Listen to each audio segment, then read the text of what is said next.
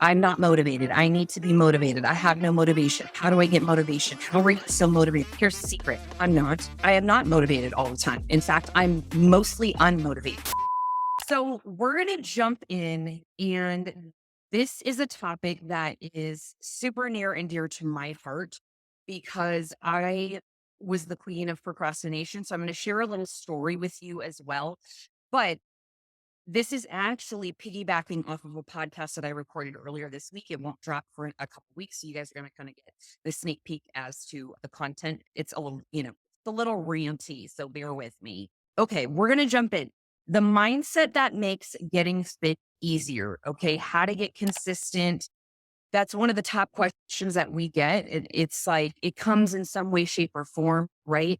And for those of you that are here, I know a lot of you are doing the Goddess Challenge. So for those of you that feel like you have a decent grasp of your consistency, I would love for you to share in the comments, what do you feel keeps you consistent, right? Like you've established the habit. What is it that keeps you consistent? So if you plot that in the comments, and for those of you that are like, yeah, that's not me. I don't feel like I'm consistent. I would like to know what typically derails you, because I hate the glare of this glass. What we need to do is we need to focus on solutions to the problem. And generally, if you know what those roadblocks tend to be, it's much easier to get ahead of them before you want to get back on track with your routine, right? We have a lot of girls. I think we're almost at 30 girls enrolled right now to start on September 9th. That number is definitely going to grow. And so I'm trying to plant the seeds in your brain ahead of time to anticipate those typical roadblocks that come up for you with your consistency, because you need to get ahead of it. If you don't, it's going to land in your lap and you're going to have to deal with it at point of, and you're going to be like, shit, this is what Diane talked about. And I didn't have a plan in place, and then overwhelm and frustration set in. And so we want to really get in front of that, right? We have some chiming in here. Gina says it's on her schedule and in her calendar. It keeps her on track. Planning, always planning, 100%. Gina's down. Remind us again, Gina, I think you're down like 30 pounds now. She started with us in April of the Goddess Body Project, round 1, and she's now moving on to Build with Beast. So listen to Gina. She be knowing, okay? Put Mary Elizabeth, same thing, tremendous results to the program. She says, put everything on the calendar, prepping meals or at least the ingredients. Very important. You got to be prepared ahead of time. Kristen says, go to bed early because I know I'm getting up in the morning. Absolutely. Super important, because then when that alarm hits, you're not going to be like, oh, I'm tired, snooze. And you pay the price for that, right? The next day. Let's see.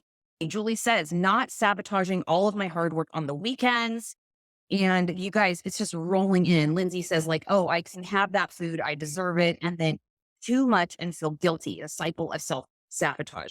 All valid things, all things I have experienced myself, right? This is nothing that's isolated to just you, right? Like I used to think, well, my circumstances are special. Like nobody understands, right? I used to just sit in that like self-pity, and it did nothing for me. It just continued to not get results. So real quick story, turning point for me in my journey, back in time in the archaic days, about 20 years ago. Actually, I lied. My son is 18. He'll be 19 soon. And I started with my very first legit online program coach when he was running around in diapers. I want to say it was probably 2007. Now, up until that point, I had been existing on ripping out things of magazines. That was the equivalent of, saving your workouts on Instagram back in the day in 2007. So I would take, magazines with me to the gym. I would be in bodybuilding forums, and I would just try to absorb as much as I could. And then I would go and implement. And the furthest I really got in terms of consistency would generally be like a 3 to 6 month stint, right? I would be really good and doing all the things and being hardcore. And I even have my food journals from back then, and they're actually quite hilarious because it's written in one of those like black and white, like school journals. And it's like Michelob Ultra, like half of a turkey sandwich with cheese. And it has like my calories and everything. It's funny. I think I posted it in an email before, but nonetheless, I was a mom. Well, I still am a mom, but I had 3 young children. I've had 2 that were like in sports, cheerleading. Alicia was in dance, cheerleading, everything possible. My son was in football. And then I had one running around in diapers. I was a stay-at-home mom. I worked from home doing medical transcription. And there was no budget for anything excess. Okay. But at the time, I had a few things that I did for myself, personal services that were like my self-care things. Like I got my nails done. I would, get my hair dyed. I'd at the time, get my eyebrows waxed. You get it, right? The little things that like kept my little mom heart happy. So I could pour in everything into my children. Okay. Well, at some point, I I was running the pole dance studio. So for those of you that don't know, I did not start in like bodybuilding and fitness per se. It started with pole dancing and pole fitness. So I was running my pole dance studio at the time, and I was approached by one of the local radio stations. So at the time, like we're the only ones in Modesto who did pole dancing for many years until I pulled all the poles out. And so it was always like the media was always wanting to come and talk to us and talk to me and get information about our stuff. And at some point, the local radio station, which those of you local to Modesto have probably heard of 96.7, Rock 96.7, had reached out to me, and they had asked me to be a model in their calendar, or asked me if I wanted to submit my photos for the voting, I should say. So I did. I submitted some photos, and they weren't in bikini photos. It was like headshot stuff. It wasn't anything risque because I didn't really have anything in a bathing suit. That time is I was not doing anything like I am now. My clients, I love you guys so much. They rocked the vote. Okay. So your girlfriend won a spot in this calendar. Okay. Miss September. I'll never forget. And so it's panic then ensued because I realized that the things I was doing to try to get to the level that I wanted to, which was to just feel really great and confident in a 2-piece bikini, drop some body fat, look defined and toned, that was not working with the methods that I was trying, right? Ripping shit out of magazines and following random diets in magazines, similar to like our online stuff now. So I start hunting on the internet. I find an online coach in Kentucky because we didn't have anybody really locally, at least to my knowledge, that I could work with on this kind of thing. At that point, I believe it was a $300 program for 12 weeks. And I knew there was no way I could really justify that expense. So I, just as a side note to the story, had then like talked to my husband, and he was like, happy wife, happy life, whatever you want. And so I was like, okay, well, I had to budget that in. So I stopped getting my nails done, my toes done, all of my extra services. And I stopped getting any of that done because I wanted to pay for this coach who obviously knew what she was doing to give me, the marching orders. So I get on the phone, I talk with her, I tell her what my goals are. I think at the time I'd set the goal to try to lose 15 pounds. And she emails me a program. It's weekly check-ins. Back then it was like through email, like, hey, send me your pictures, send me your updates with your measurements. And so week by week, I did that, right? And my long streaks of consistency before that, like I said, were about 3 to 6 months.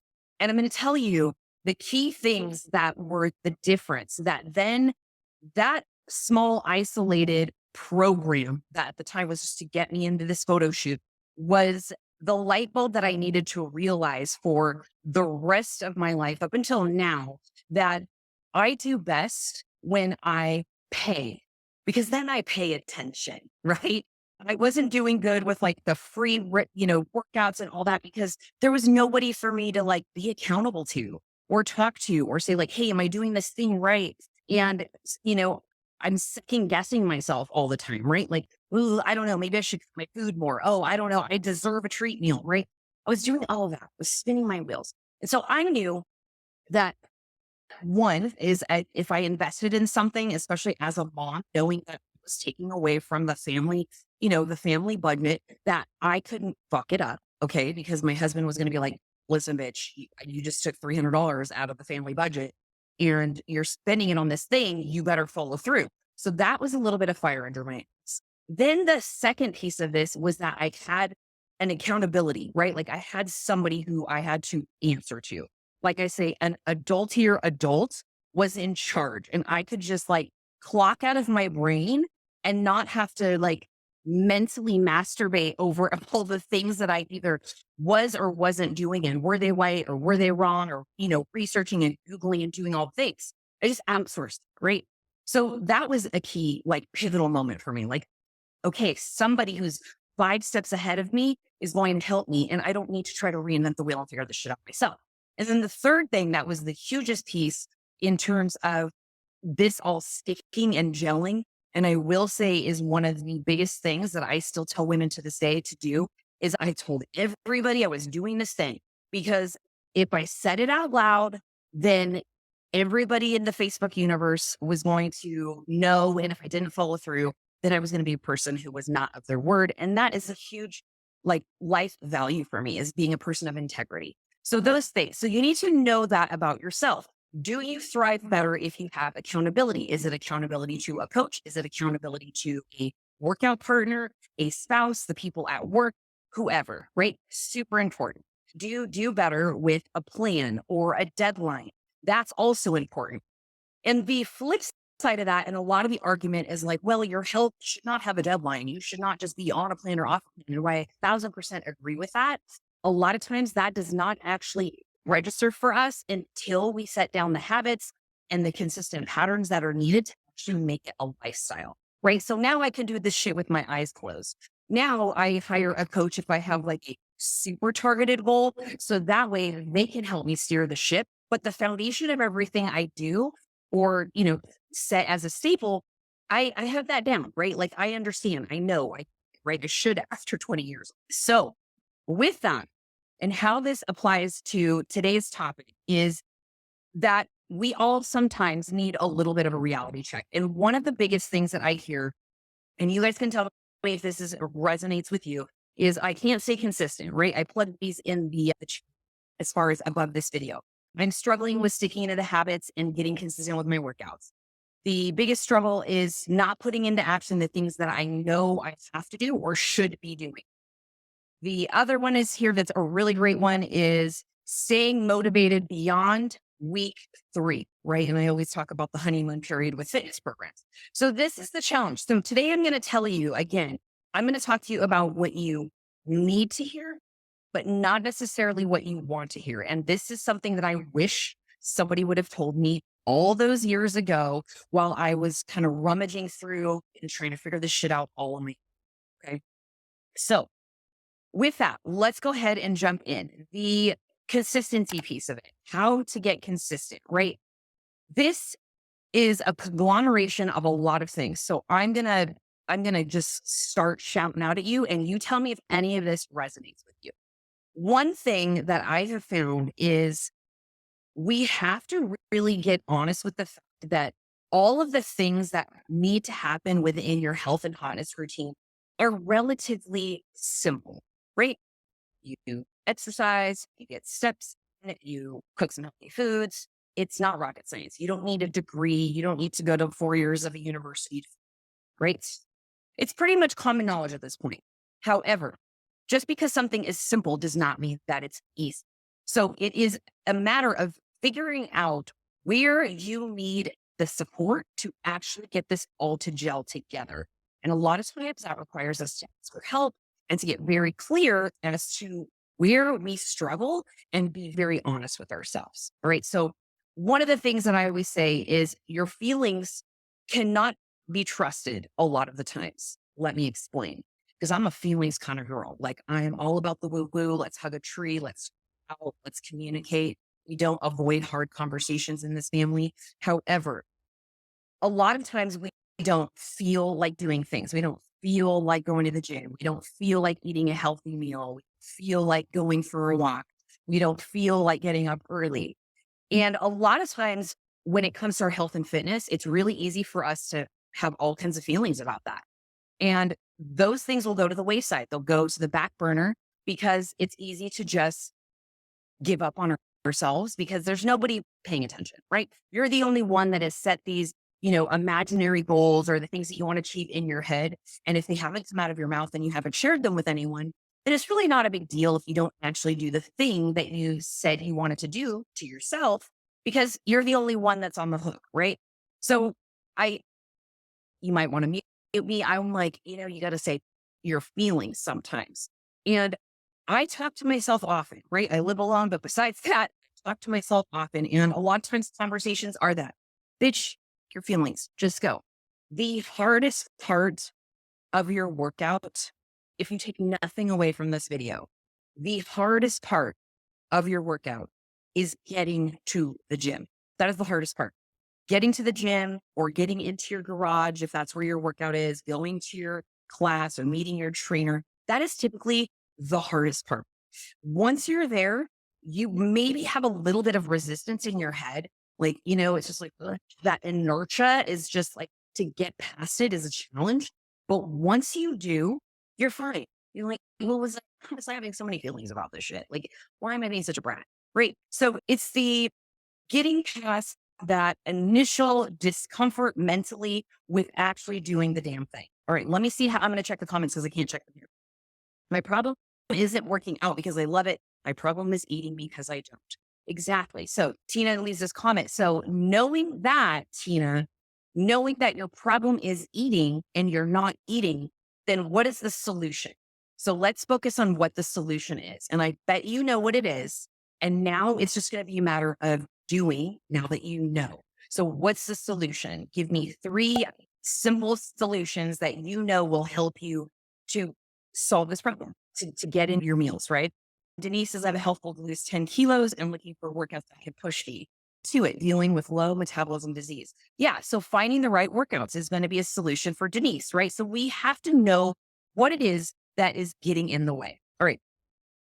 Next, this one is a little bit controversial. Okay. Cause I have notes here and this is my chicken scratch. Okay. This one is a little bit controversial. However, I find it to be incredibly true. And you can share with me, this is a safe space, something that I read and I feel like a lot of people need to hear is if your circle has not changed, but your age has, you need to evaluate the habits of your circle.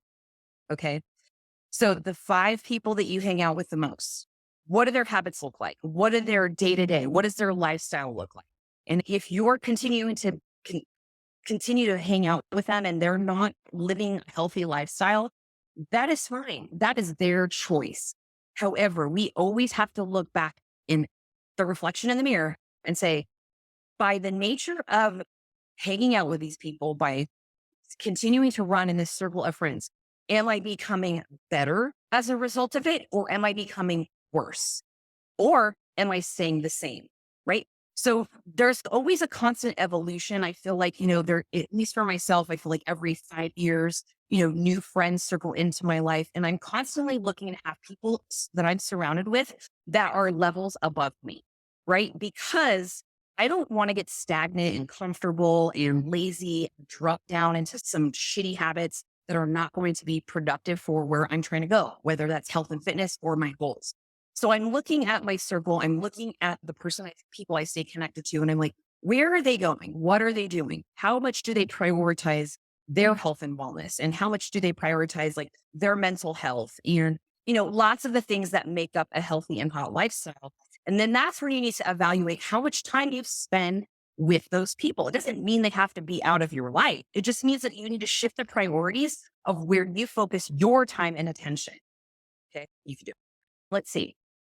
My husband is a bodybuilder, so I understand the diet, but I'm not able to eat like him. It's disheartening. You don't need to eat like a male bodybuilder. That is the great news, Tina. Hang out with us. We'll help you. Okay. That was one of my little boss bitch moments. Okay. Then kind of the next thing, and again, these are all over the place a little bit, but a lot of times we focus on the motivation piece of things. I'm not motivated. I need to be motivated. I have no motivation. How do I get motivation? How are you so motivated? I'm not. Here's the secret. I'm not. Okay.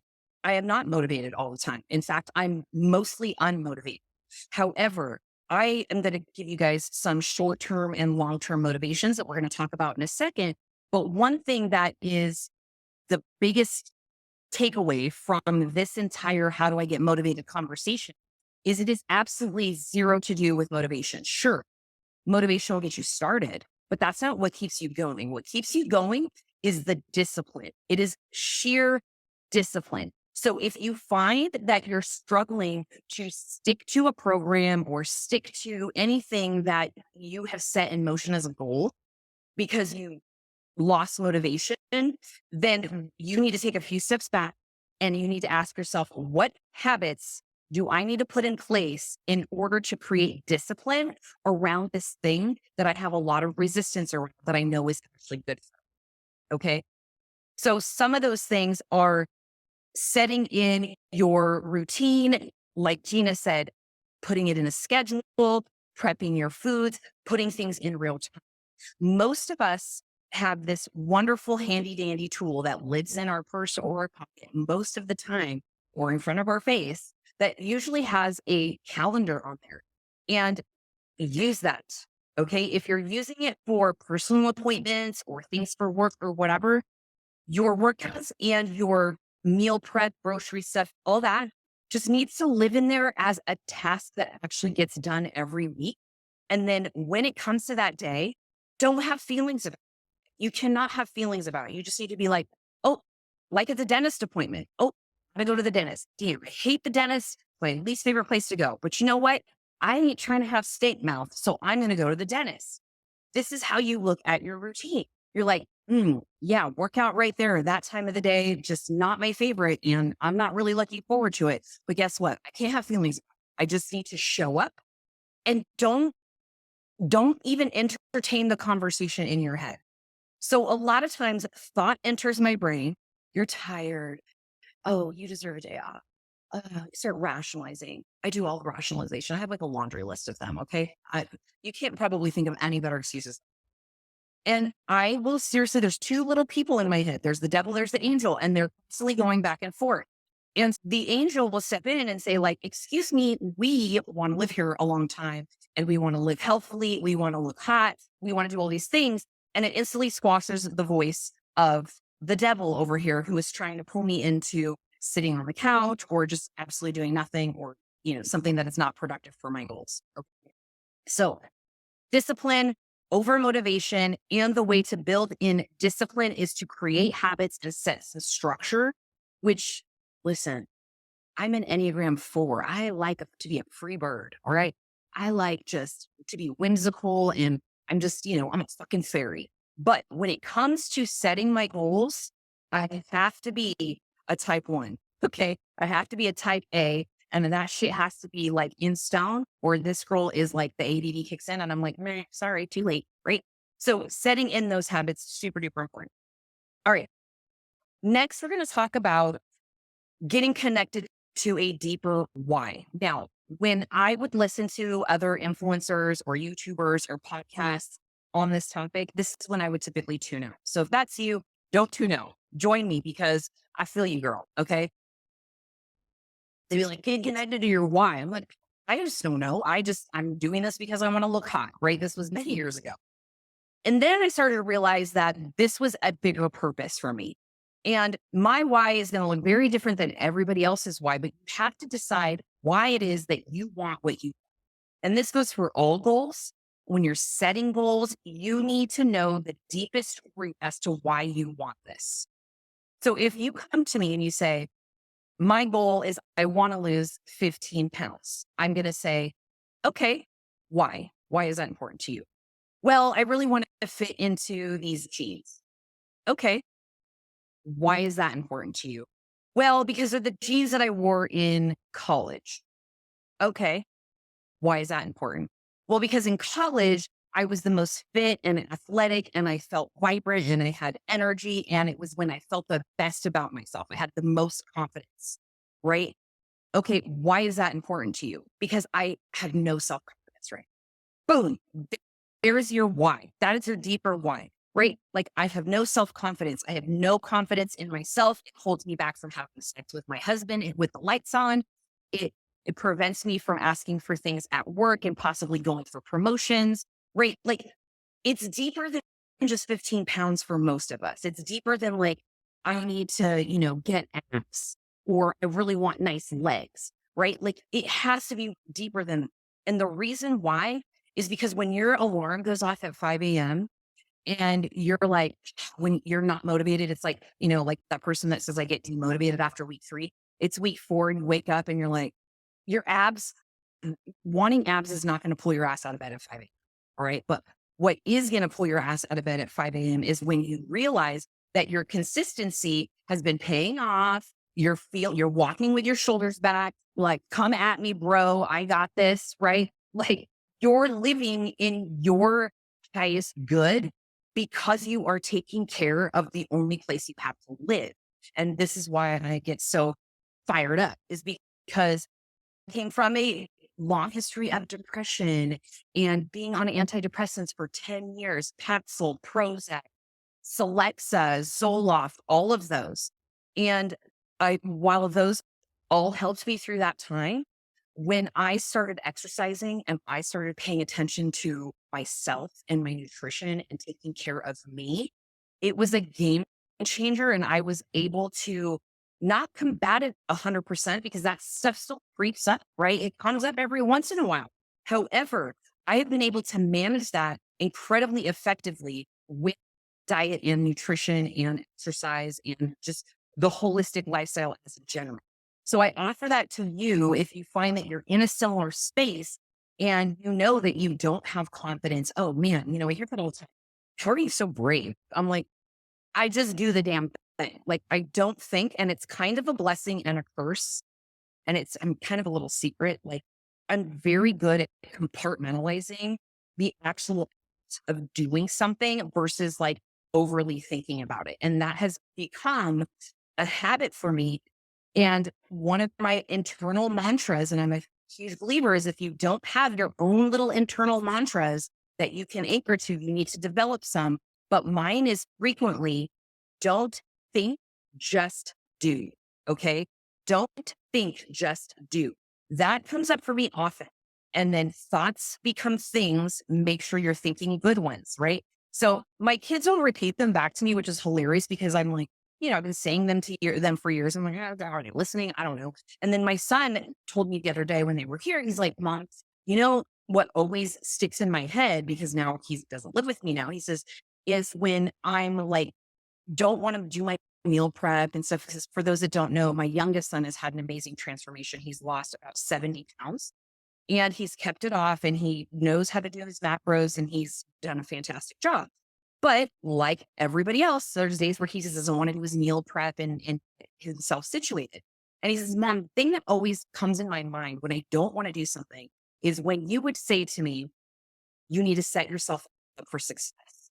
And I didn't know that I was like teaching him any kind of, monumental, pivotal like lesson here, but it's something that is his anchor and it's his mantra. So for him, it's like, nope, I got to do it. I got to set myself up for success. And so I hear them having this conversation and I'm like, I feel great about that. But you got to find what it is that's going to anchor to you to actually be important for you to actually do the damn thing, because there's going to be days where you don't want to do the thing.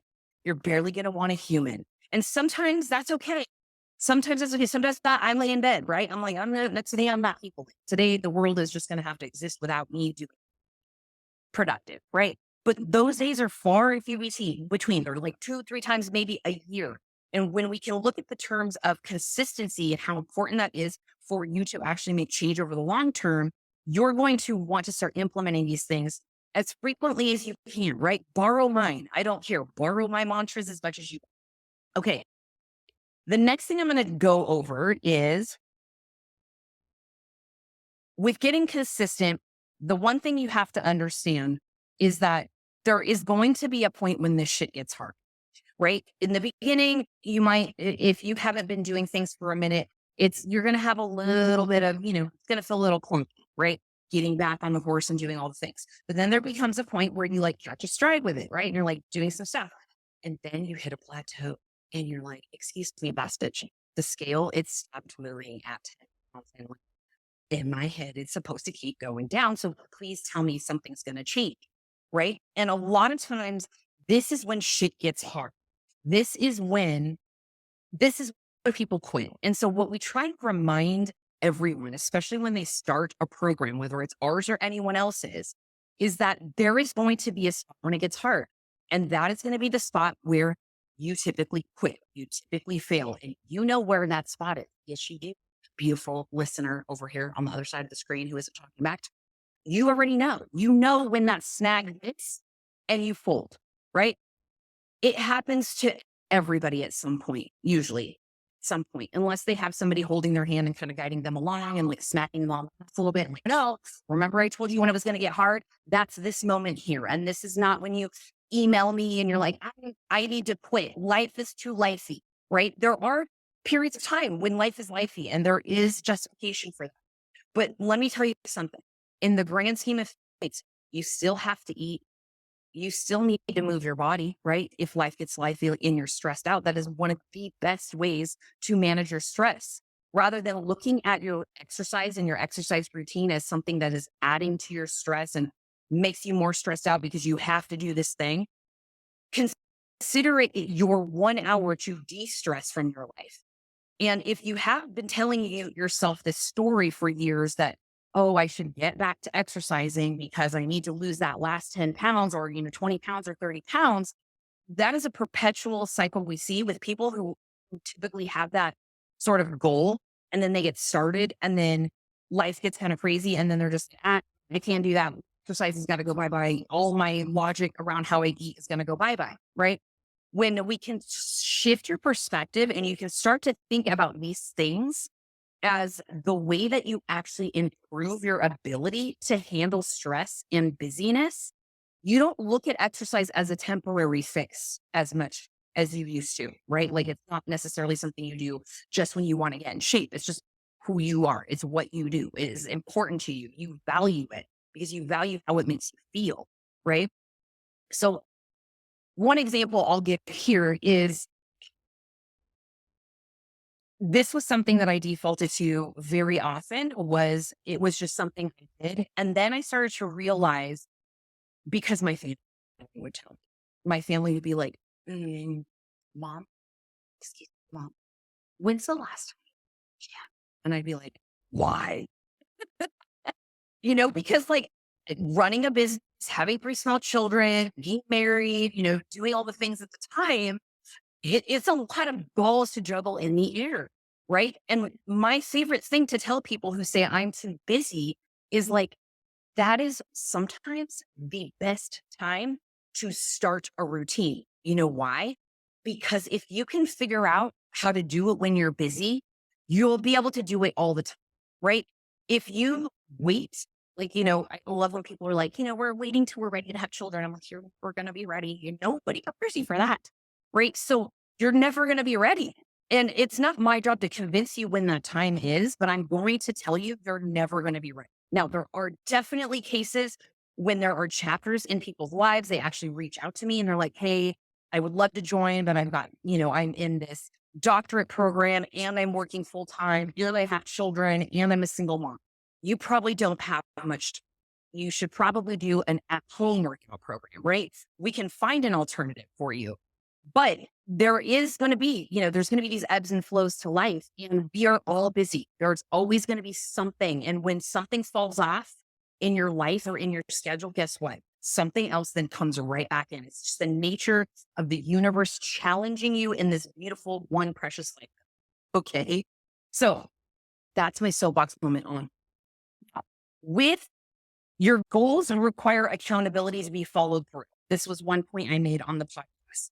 If you set a goal and you tell no one about it, and you usually struggle with follow through, you have to ask yourself, what is the likelihood that I'm going to be able to do this on real? Right. And I see that lovingly because I have been an overconsumer of free challenges and free shit and download this freebie thingy on the internet and clearly the glute challenge even too. Right. And then people are like, this is what I needed. And like, they're off and running. And sometimes it works, but most of the times it doesn't. So whether it is with us in the group, whether it is with us in our program, you have to find somebody to be accountable to. You need to tell somebody about your goals so that way they can hold you accountable to it. They can ask you questions, follow up with you. Maybe you check in with them, a specific time of the day or the week. For a long time, when we were all like myself, Amanda, a few of us, were in prep or a fat loss phase, we had a group text. Me and I call it the Bad Bitches Council. Those are me and my besties, right? We're the Bad Bitches Council. Anytime we want to make a dumb decision, we go in there and we share. And then our friends are always like, well, did you consider this? Or did you consider that? And that's how you know you have really good friends. So this is usually where we dump our accountability. All right, you guys, I need to go to the gym today and I don't want to. Can somebody please just make sure that like you check on, right? Like find somebody to hold your ass to the fire. Super important. Obviously, coaches are excellent for this. They give you marching orders. You check in with them every week. And that's going to hold you accountable. Anybody who's been in the program knows they don't want to be getting an email from their coach saying like, hey, where's your check-in? Remember, you said you were going to do the thing. I'm here to hold you accountable to it. And then what you do, and especially if you end up hiring a coach, their job is to coach you, right? They have the experience of working with people who likely come to them with similar issues, concerns, snags, frustrations.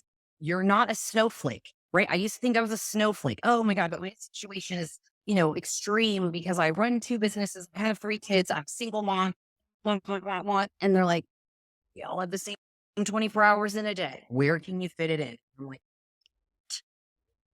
right? So accountability, super important. Now, this next layer of accountability, you might not like, friends, might not like.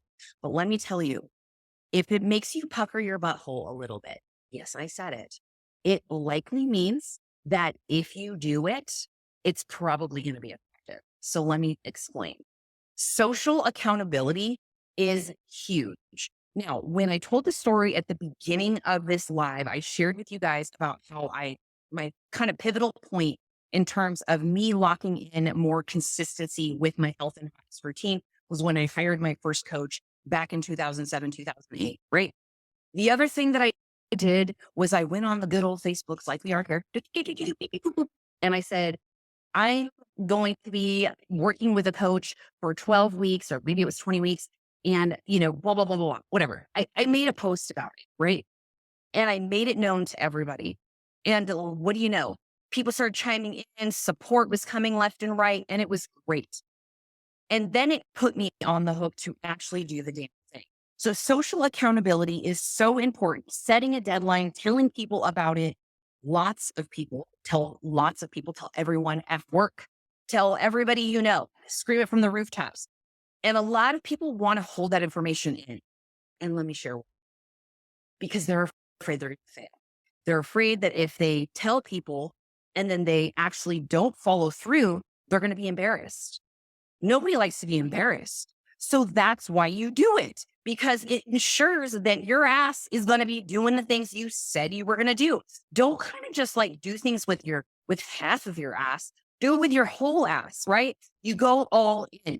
We don't do this kind of like a dibble dabble. Like it's all in. Just go all in and commit to it. And then when you have a moment and you slip up or you forget a workout or somebody catches you at the McDonald's drive-thru, because it's me, you're human, right? You admit fault and you just pick up and you just go right back up the things you're supposed to be doing. Because no one said this is a practice. You practice these things until they become consistent. And that doesn't mean you're going to be a robot and you're going to check off everything and every box is going to be checked off and green lights everywhere. It's going to take some time. It's going to take to build that consistency. But when you can own it, you can say it with your chest and tell everybody. Like there's something incredibly empowering about that. Even if you typically feel disempowered and not really strengthened by setting rules, it's like, nope, I said I was going to do this thing and nope. It's amazing what a little bit of like fear of like letting people down will do. It's really huge. I promise you it is. When we started doing, and Gina, I don't know if Gina's still here. Gina Ling is still here, but she's probably one of the very first women that went through the Goddess Body Project.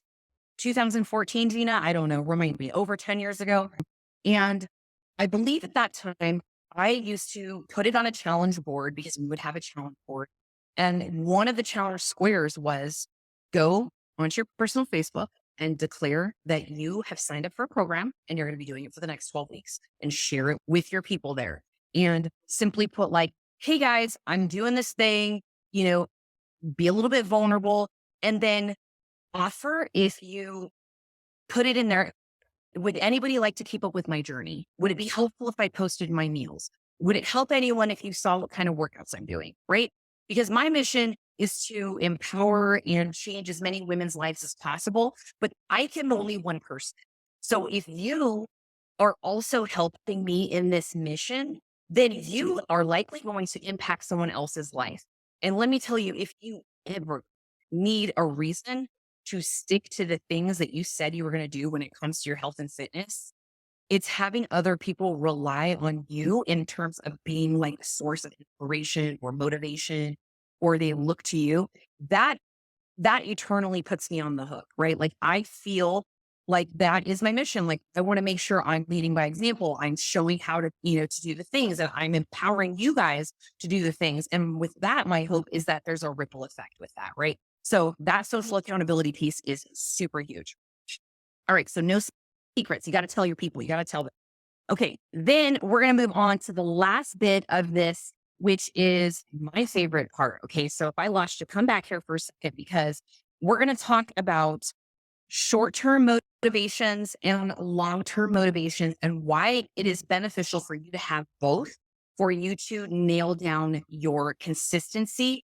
Forget motivation. I mean, it's great in the beginning, but we need that consistency and we need that discipline. Long-term motivations are the things that they don't carry you through on the hard days. All right. Let me just be honest. When you set those long-term motivations, or you think of your why as a deeper reason, I want to improve my diabetes, right? My hemoglobin A1C. Somebody just joined the group. Remember who it was, and was like, I really need to bring down my hemoglobin, diabetic or pre-diabetic issues. Those long-term motivators probably not going to get you bolting out of bed at 5 a.m. Right? Maybe if you had like a really scary moment where there was a health scare or something like that, most definitely. But most of the time, those long-term motivators, oh, I want to be here a long time for my grandkids or my kids, right? Noble thought. But a lot of times it's not bolting your ass out of bed. Another one could be sobriety. That's a huge one, right? Where some people are trying to break out of some unhealthy habits. And so they turn to health and fitness, and that oftentimes, strengthens their confidence and their will. And so that is another long-term motivation, and, just the overall sense of accomplishment. So those are long-term motivators. You want those. Those are going to be the anchor, right? They're going to bring you down to the solid place of, this is really my bigger purpose or bigger why as to why I'm doing. But that's not always going to stop you from doing things or have you thinking about them in the present moment when your alarm goes off at 4:30 and you need to be at the gym, right? Sometimes it's just not going to do it. So you need a lot of short-term motivators. Now, these can flex, they can change, and I'm just going to share with you some of mine and some that I typically will suggest to clients as like a little bit of inspiration for them to find their own as well. So my short-term motivations, mine personally is, I know that after sitting and staring at a screen for an obscene amount of hours per day, I need that energy boost that comes after I treat. Now, I know what you might be thinking. Well, what if you don't have the energy, right? Because this happens to me a lot of times. I'm sitting here and like just from sitting and staring at a screen, my brain has used a lot of calories writing things and doing things. And like the motivation has definitely waned. And I'm tired. So sometimes I have to, I have to do a little bit of a pre-workout. I have to get, maybe 100 milligram caffeine pill, something to just give me a little bit of a wake up call. And then I just need to get to the gym, because I always know that I will feel so much better. Even if I get there and I don't do what I intended to do, like the other day, I went in there, it was supposed to be a training day. Well, we're doing the glute challenge. I had been at my computer for 14 hours. I'm like, come hell or high water, I am going to the gym. I got to the gym. It was one of those days where it was like, the thought of actually lifting heavy things made me even more tired. So what did I do? I got on the stair mill. I just went ahead and knocked out cardio. I went and I did some mobility. I did some stretching. And then I went ahead and I was like, you know what? I can probably do 2 or 3 little random sort of accessory exercises and I'll feel better, right? Because normally I don't ever do cardio before I train. It's usually the opposite. But I had then sort of created a little bit of motivation and lit myself on fire about it. And I was like, all right, we're here. We're good. What the hell was I thinking? Let's go. Right? Knocked it out. So immediate mood boost is my short-term motivator. The other short-term motivators, right? These are fun ones, is making it social. So if you don't particularly enjoy getting to the gym, or that's a struggle, or that's where it's a little bit harder for you to stay consistent, find a way to make it social. For example, when I was living back in California and Coach Glitter and I were on very similar schedules, we were each other's motivation buddy. It was, hey, what time are you going to be in the gym? I'll be at this. Great. Go. We'd meet there. Right. Or sometimes our schedules would be completely off. And again, it'd be more down to the accountability. Be like, I don't want to work out today. What time are you working out? I'm working out at 4. And I'd be like, all right, fine. I'm going to work out at whatever. Right. That little short term, knowing that we would go back and forth when we were at the gym together, we would train together. So for you, that might look like maybe you work out with a workout buddy. You have a training. You meet up with somebody afterwards for coffee, right? Maybe you guys go and maybe you train together. Maybe you have a personal trainer and you have sessions together, and then you go grab lunch afterwards, right? Make it so you're doing something to reward yourself that is not just like, I deserve this like naughty food treat, but like something that you enjoy paired with something that's not that easy for you, right? Short-term motivation. So those ones are fun for me. For me, Denise and I are usually, we work out at the same gym. And so we're usually on different schedules a little bit. But lately, because I know we're in the middle of launch project. For me, it's a lot of hours at the computer. I'm not working out at 5 a.m. because I need that time for creativity. You have to know yourself, right? So what I'll do is, I know she works out in the afternoon. Hey, what time are you working out? I'm going at 3. Great. We're doing 2 different training programs. So it's just knowing she's there. And then in between sets, I'll go over there and be like, hey, blah, blah, blah, blah. And like we chit chat, right? We have our little social hour. And then afterwards, we'll either do cardio together or we walk out together and we chit chat. It's our time to catch, right? So making it social, get coffee, go shopping, do something that is a short-term motivation. And then the other one for me is I need to look cute AF when I go to the gym, or I need a cute workout outfit. I am not trying to look like a hack beast. So for me, if I put on a cute little outfit and I'm be like, girl, she be looking cute today, then I know I'm going to feel that much better going into the gym.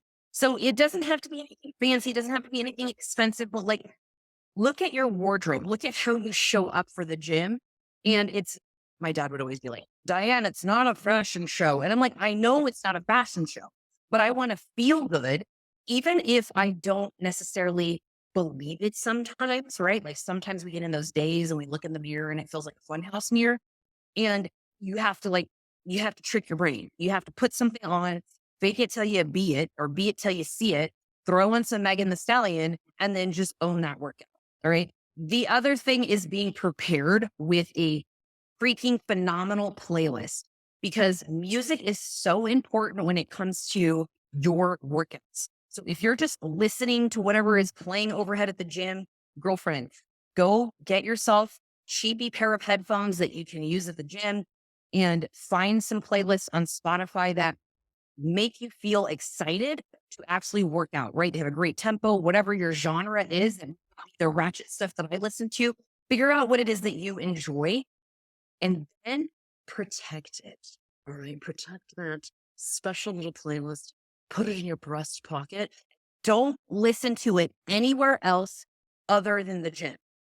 I stand firmly in my belief that your playlist should serve as a mental cue for you anytime you hear it, that okay, it's time to fuck some shit up, right? So my playlist, certain playlists, I don't listen to at home. I don't listen to when I'm driving or when I'm going for a hot girl walk or when I have people over and really hanging out. No, that is curated specifically for training. And then I put it in my ears and then I just become the bad bitch while I'm training. Super important. Let's see the comments here. I love this. Still here, still have the emails. I love it. Mary says the social accountability also inspires others to follow you. Absolutely. Super important. When you tell others, they're like, oh, this is so cool. We had a girl, I can't remember if it was the last round. It's probably the January round of the Goddess Body Project. I was working with her one-on-one, just kind of like going back and forth, not coaching her one-on-one, but one-on-one. It's like conversations in the app. And she was struggling with motivation and whatnot. And I said, listen, I know it's going to sound silly, but just do me a favor. Just when you are lacking motivation and you lack feeling inspired, try and inspiring someone else, right? Motivate someone else. And that is usually inspiring and motivating, right? Like for me right now, as you can tell, I'm like super pumped up. I'm really excited. I'm like, I want to go work out now because I'm like, I'm just getting y'all jazzed up, right? And I told her, I said, just start posting it doesn't have to be, you don't have to be a freaking influencer. Like, don't let my fancy, curated, polished videos be what you feel like you need to post. Like that's not how I started. If you go deep in the creep on my Instagram, it's actually embarrassing. But I didn't care. I was just like, I'm just sharing because hopefully it inspires or motivates somebody, right? So I said, just post your what you're doing for cardio, right? That's easy. You don't have to set up a camera, you're embarrassed, whatever. She posted herself on the stair mill. Just I remember it very vividly to this day. And it was just like out here just doing the work or something, something like that. Either in her story. And she messages me back and she's like, oh my gosh, I can't believe how many people. She did have like a huge following. I think she had like 600 or 700 people that followed her on Instagram, a lot of friends, family, coworkers. She's like, I can't believe how many people messaged me back and said, damn, that was what I needed to see today. I'm going to get up and go to the gym. In some iteration, wow, that's really inspiring. I really need to get back at it. Thanks for the reminder, right? It was a simple 10-second story of her feet on the stair mill. That was it. And it pumped her up and it got her excited. She's like, okay, this is really fun. And this is she started posting a little bit more regularly, right? It was just something that like kind of gave her something to focus on that was external versus getting wrapped up in her head about, just her own struggle with actually getting to the gym. I mean, let me see, make sure I didn't miss anything. Does this resonate with you guys? I know it is a lot and it's in your face, but it's not because I have not, don't understand. It's because I have experienced all these things myself.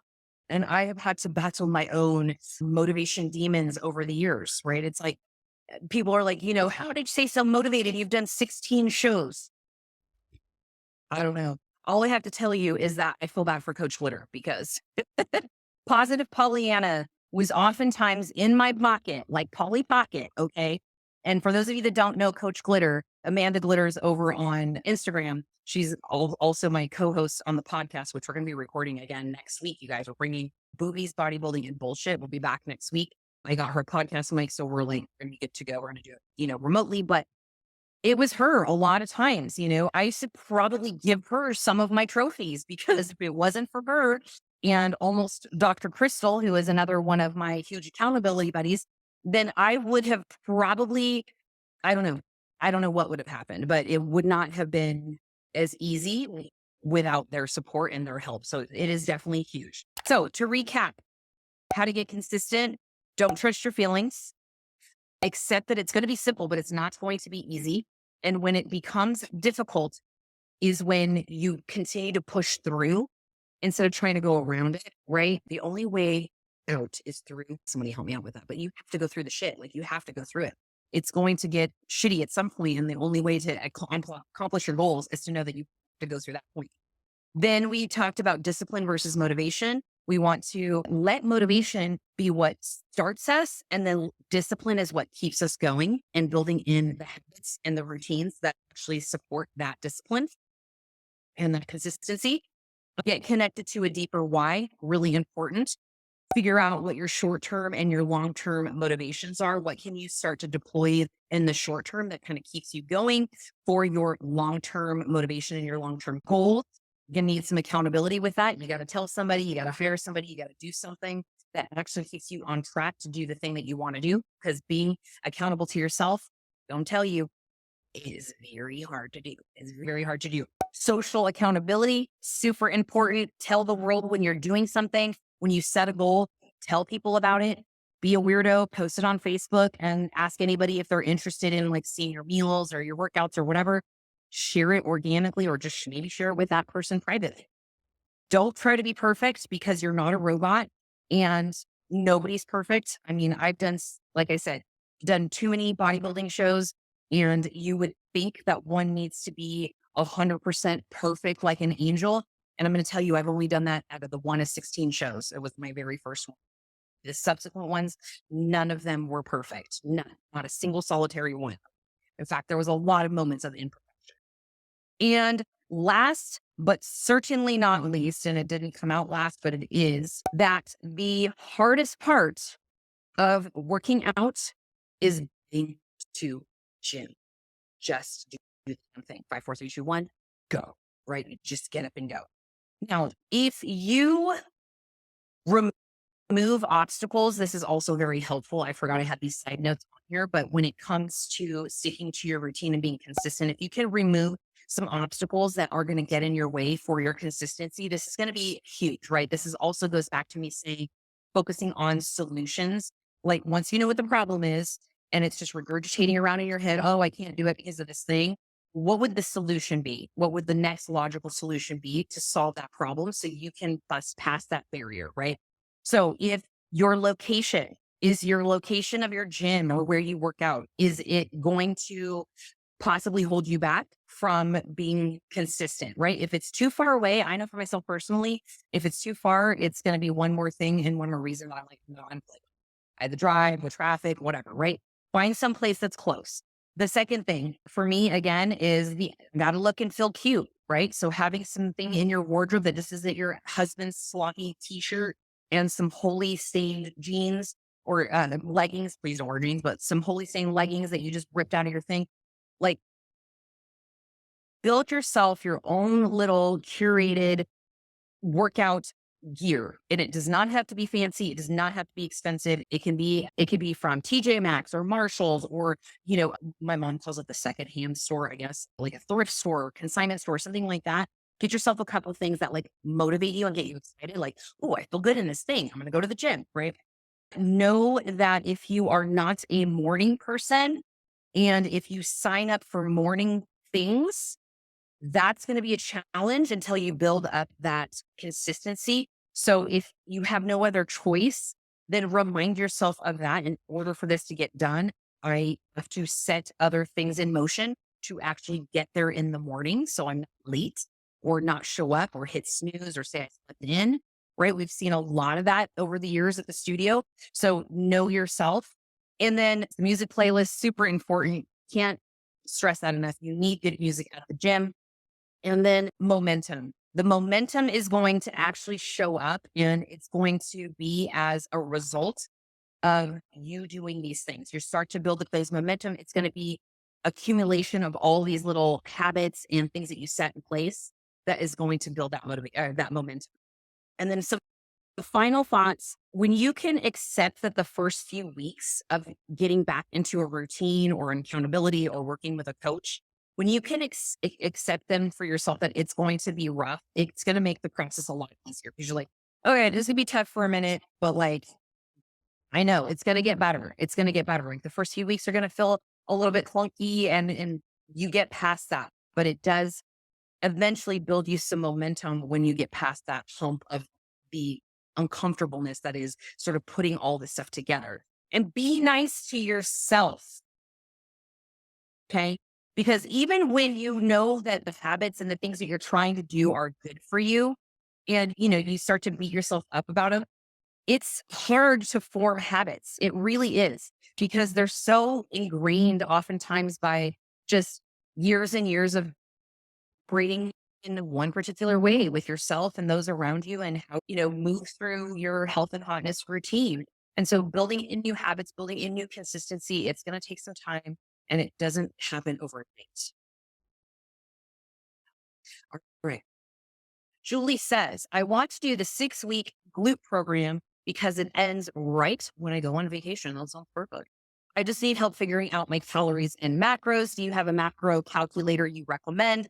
They all give me different numbers. Yes. So with the 6-week glute program, I'm going to give you a few resources that are going to help you with like meal plans, macros and all that in terms of like the foods and the food lists and all that. So we will have those resources as well. And we will supply you, I will give you the information on how to figure out your macros. And then it's up to you to, adjust those and do all those things. And then something that we are doing that's a little bit different this round is we are going to also offer the option for those of you that are doing the online group option or the glute booty program. Boss Bitch Booty. All right. Boss Bitch Booty or the Goddess Body Project group online. So we will have an option for you. So if you're interested in getting on a call with a coach for just like a start call, like just give me a kickoff call, give me some juices, give me a little bit pumped up, right? We'll have that as an add-on option for you. So that way, if you want to get on a call with Coach Denise, she's a macro wizard. She don't like macros. She's a meal plan wizard as well. And she can kind of help you troubleshoot through some things and give you some macro targets more specific for you. Because a lot of times, even with like the macro calculators and things, they'll get you so far. But a lot of times people second guess themselves, especially if on like the first week or whatever, they're like, oh my God, nothing's changing. And then they want to change the macros immediately. And we're like, no, calm down. Right. So we will have that as an option. So if that's something that is of interest to you, you will have that as a resource as well. And then she can give you some numbers to run with, and then you can feel a little more clear on your path and if your goal is realistic. So that will be coming too. Love all this info. Am loving the glute challenge. And Julie says, awesome. Yeah, you guys are awesome. So, I love this shit. I could talk about it exhaustively, clearly for a long time, because I know how instrumental it has been in changing my life and changing the lives of a lot of the women that we've been able to, have in our programs and have in our studio and in our world. And it really is a mission in trying to get you to do this. It's just what you do. It's not like, oh, Diane's back on thing again, right? Like I don't want you to be that girl that people are always like, oh, did you see so she's doing a new diet program? Because people say that shit. Okay. People do. I be knowing anytime, girls are like starting some new thing, the newest fat diet, oh, keto or oh, this or oh, that. And they're like telling everybody about it like it's the gospel and, trying to get everybody on board. And then we get clients that come to us and like, hey, my friend Sally, she's doing keto and she's 30 pounds. What do you think? Should I do keto? I probably had at least like 100 messages like that over the course of my career as a personal trainer. And I will always look at my clients very lovingly and just pat them on the head. We don't do that here. Unless you never want to eat carbs again, don't do keto. Well, don't you think it should just do it and it just like kickstart my fat loss and I could just at least lose that first 10 pounds and then I can like do like healthy eating. Yeah. Because guess when you go to healthy eating, you haven't been having any carbs and you're going to eat like normal carbs and then you're going to gain weight because carbs hold water and then you're going to freak out. And then the scale is then going to be something that you live and die by. And we're just trying to break that. It's like, it's just a perpetual cycle that needs to stopping the temporary fat diets and the band-aids and the this and the that, right? You're going to have periods of time in your life when you're eating a little bit better than you are in others. I just came out of a season of that, right? Where I was, going out a lot on the weekends and probably having 2 or 3 glasses of, alcohol or espresso martini or wine or something like that. And it wasn't like severely impacting me, but I wasn't like feeling as good. You'll have those little ebbs and flows, but 80 to 90% of the time, you're doing most of the things that are contributing to your health and fitness goals. And then you have like that 10 to 20% that you just have as like, I call it like the little, when you take your kids bowling and they have like the little bumpers on the side, you're just like, oh, okay, yeah. Oh yeah, we got these holiday parties and you're just kind of going back and forth. But most of the time you're doing the things, right? Which also, by the way, the Goddess Body Project is themed the Little Black Dress edition because it's going to be right in time for holiday parties. We're ending, I think it's December 1st when it ends, right in time for the holiday parties, right in time for you to just stroll up into your Christmas party looking like a bad biatch. All right. And we're going to get you there. All right. Y'all have a beautiful Sunday. I will see you tomorrow. Tomorrow is day 7 of the Goddess Challenge. I will be in here chatting with you, giving you some last little tidbits and some FAQs that have come in. Of course, you know where to reach me. You can find me over in the group here. You can message me if you need to. You have any questions. If you're in the Trainerize app right now, where we're doing the Glute Goddess Challenge, you can also direct message me there. If you need some help or you have a question, or I am here for you. I love you to the moon and kisses to your forehead. Go crush the day. I'm going to go do yoga.